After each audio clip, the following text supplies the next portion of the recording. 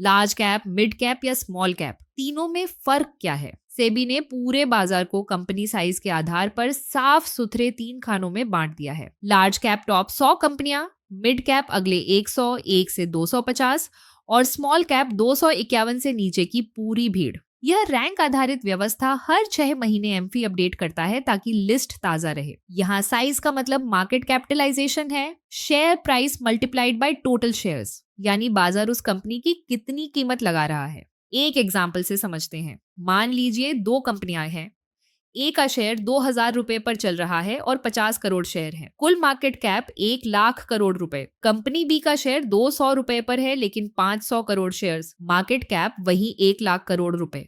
Ranking सिर्फ इस कुल वैल्यू से तय होती है, प्राइस चाहे ऊंचा हो या नीचा।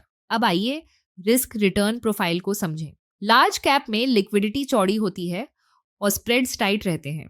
लिक्विडिटी यानी बाजार में खरीदार और बेचने वालों की भरमार। मतलब अगर आप कोई लार्ज कैप शेयर बेचना चाहें तो तुरंत कोई खरीदने वाला मिल जाता है और आपको अपने मनचाहे दाम के आसपास ही सौदा मिल जाता है। लिक्विडिटी जितनी ज्यादा उतना आसान होता है शेयर में एंट्री और एग्जिट करना बिना ज्यादा नुकसान उठाए। और स्प्रेड्स टाइट रहने का मतलब है कि किसी शेयर के खरीद और बिक्री के भाव का जो गैप होता है वो बहुत कम होता है। जैसे एक ही समय पर 100 रुपए पर कोई खरीदने को तैयार है और 100 रुपए 5 पैसे पर बेचने वाला है, बस 5 पैसे का स्प्रेड। जितना कम स्प्रेड उतना सस्ता और एफिशिएंट ट्रेड। ये कम जोखिम का संकेत है, इसलिए लार्ज कैप्स में क्रैश के वक्त ड्रॉडाउन भी कम होता है, यानी गिरावट के समय पोर्टफोलियो ज्यादा नहीं टूटता, रिस्क थोड़ा कंट्रोल में रहता है।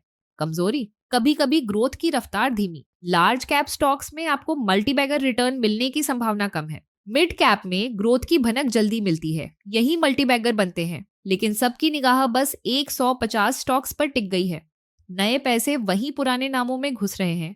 नतीजा अनरियल वैल्यूएशंस और फ्यूचर रिटर्न कम महसूस होता है। जैसा कि हम देख सकते हैं, मिड कैप 150 का पीई रेशियो इस समय 34.7 है, जो काफी ज्यादा है। पी रेशियो यानी प्राइस टू अर्निंग्स रेशियो ये बताता है कि कोई स्टॉक या इंडेक्स अपने कमाई के मुकाबले कितना महंगा है।